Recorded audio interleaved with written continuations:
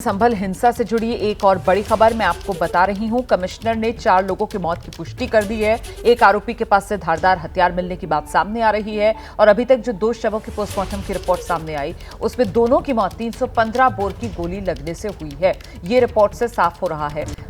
आज संभल में school college से लेकर इंटरनेट सेवा तक सब बंद रखा गया है। आज संभल में बाहरी लोगों के प्रवेश पर पाबंदी लगा दी गई है। 4 लोगों की मौत की पुष्टि संभल में पहले ही हो चुकी है। 2 शवों की पोस्टमार्टम की रिपोर्ट भी सामने आ गई है और दोनों की मौत की वजह 315 बोर की गोली लगने से हुई है, ये सामने आई है।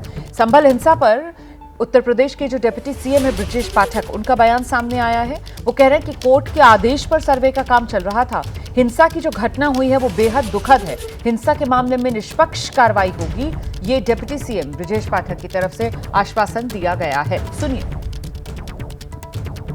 ये न्यायपालिका के आधार पर वहां पर सर्वे चल रहा था। जो भी घटना हुई है वो दुखद है और पूरी घटना की जांच होगी और निष्पक्ष कार्रवाई होगी। 20 लोग गिरफ्तार किए गए हैं। निष्पक्ष कार्रवाई होगी। और आइए फिलहाल सीधे आपको लेकर चलते हैं। हमारे साथ हमारे सहयोगी अहमद बिलाल इस वक्त मौजूद हैं और जरा जानते हैं अहमद बिलाल से कि आज संभल में हालात कैसे बने हुए हैं। बिलाल,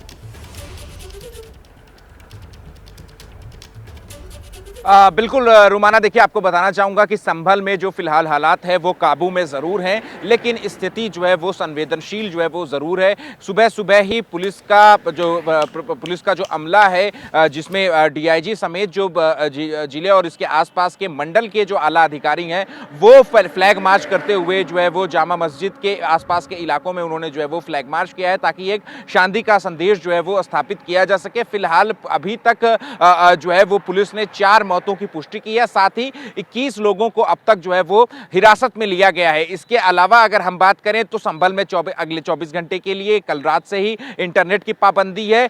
स्कूल जो है वो बंद किए गए हैं। इसके अलावा एसडीएम के आदेश पर यह भी जो है वो आदेश जारी किया गया है कि जो अंडर कंस्ट्रक्शन मटेरियल है, जो कोई भी अपने घर के बाहर या छतों के ऊपर अगर कोई ईंट या पत्थर जो है वो निर्माणाधीन इमारतों के लिए रखे गए हैं, जुटाए गए हैं, तो फिर उनको जल्द से जल्द जो है वो नगर पालिका में संरक्षित कराया जाए। मतलब अपने मोहल्ले में, अपने घरों पर कोई भी निर्माणाधीन जो सामग्री है वो ना रखे, क्योंकि कल जैसा कि एबीपी न्यूज ने भी बताया था कि कल जो डीएम ने भी ये पुष्टि की थी इस बात की कि ये कोई स्पॉन्टेनियस जो है वो रिएक्शन नहीं था। ये जो हिंसा थी ये स्पॉन्टेनियस आकस्मिक नहीं थी, बल्कि एक सोची समझी सुनियोजित साजिश के तहत जो है ये पूरी हिंसा जो है वो देखने को मिली है, जिसमें कि एक धारदार हथियार भी जो है वो देखने को मिला है। इसके अलावा जो ईंट पत्थर जो है वो कहीं ना कहीं जो निर्माणाधीन सामग्री थी उनको वहां से ईंटों को तोड़ करके उनको छोटे छोटे टुकड़ों में तब्दील किया गया था और फिर इसके बाद जो है वो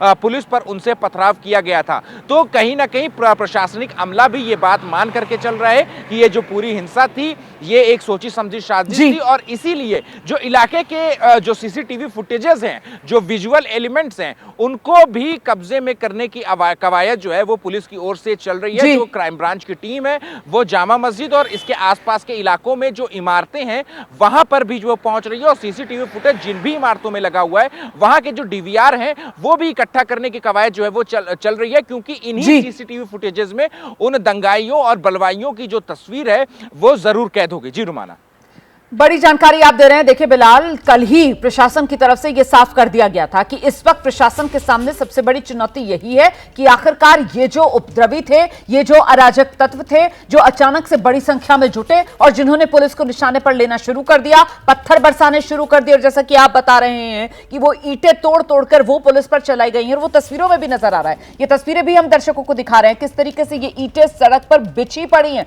चादर की तरह। और इसीलिए कल ही प्रशासन की तरफ से जानकारी दी गई थी कि साहब ये जो हिंसा भड़की है, अचानक से ये हिंसा नहीं भड़की है, बल्कि सुनियोजित तरीके से इस हिंसा के लिए पहले प्लानिंग की गई और फिर इस हिंसा को अंजाम दिया गया है। न सिर्फ पत्थरबाजी बल्कि जोरदार तरीके से आगजनी भी हुई थी और ऐसे में अब प्रशासन जो है वो चिन्हित करने की जो कवायद है उसमें जुटा हुआ है कि आखिरकार ये उपद्रवी कौन थे।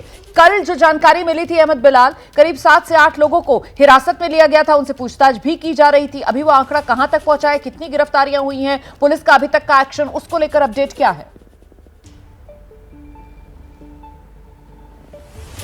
बिल्कुल देखिए रुमाना, आपको बताना चाहूंगा कि पुलिस जो है वो लगातार कॉम्बिंग ऑपरेशन जो है वो चला रही है और अभी तक के जो प्रिलिमिनरी इन्वेस्टिगेशन है उसके आधार पर 21 लोगों को हिरासत में लिया गया है, जिनमें से 2 महिलाएं भी हैं। कल हमने मुरादाबाद मंडल के कमिश्नर से भी हमने बात करी और उनका भी साफ तौर पे कहना था कि जो महिलाएं हैं वो भी अपने घर की छतों से जो है वो पत्थर जो है वो फेंक रही थी। तो कहीं ना कहीं एक जो बड़ी साजिश जो है वो सामने आ रही है। और आपको ये भी बता दें कि पुलिस का यह भी कहना है कि जो लोग हैं वो उनमें स्थानीय लोग भी शामिल थे, कुछ बाहरी जरूर थे लेकिन स्थानीय लोग भी शामिल थे। और उकसावे में कहीं ना कहीं जब जामा मस्जिद में जो सर्वे का काम चल रहा था, जो कि अदालत के आदेश पर था, उस वक्त उकसावे में आकर के जो लोग हैं वो जामा मस्जिद इलाके के बाहर जो है वो इकट्ठा होते हैं और फिर जो है वो पथराव करना शुरू कर देते हैं। और जो है वो इसके अलावा प्रशासनिक जो पुलिस के आला अधिकारी है, हमने उनसे भी बात करी और उनका एक बड़ा बयान है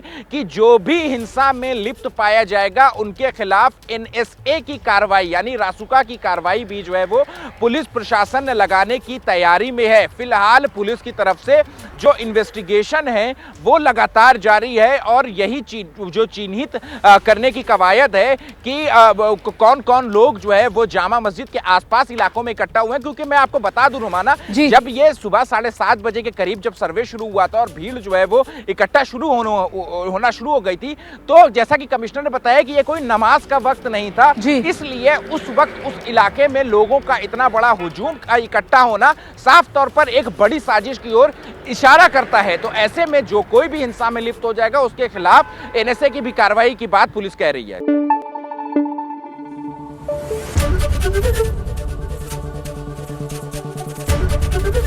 एबीपी न्यूज आपको रखे आगे।